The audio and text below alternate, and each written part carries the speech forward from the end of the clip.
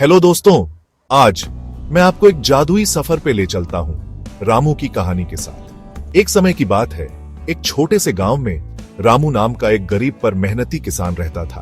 अपनी लगातार कोशिशों के बावजूद उसकी फसलें हमेशा बर्बाद हो जाती थीं, जिससे उसकी पत्नी और बच्चे भूखे रहते थे। वो कोई उपाय ढूंढने के लिए बेताब था। एक दिन जंगल में लकड़ी काटते समय रामू को एक अजीब सी सींग मिली। यह सुनहरी और बारीकी से नक्काशीदार थी। जैसे ही उसने इसे उठाया, एक जादुई रोशनी चमकी और सींग से एक देवता प्रकट हुए। देवता ने कहा, रामू, तुम ईमानदार और मेहनती हो, इसलिए मैं तुम्हें एक वरदान देता हूं। यह जादुई सींग जब भी तुम इसे बजाओगे, तुम्हारी इच्छाएं पूरी करेगी।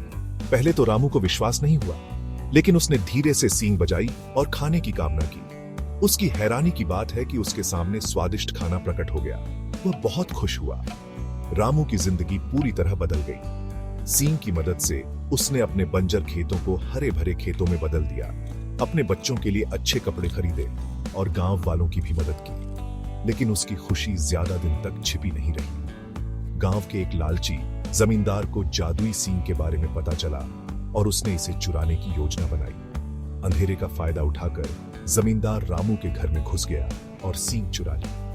अगले दिन उसने इसे बचाया और सोने के सिक्कों की कामना की।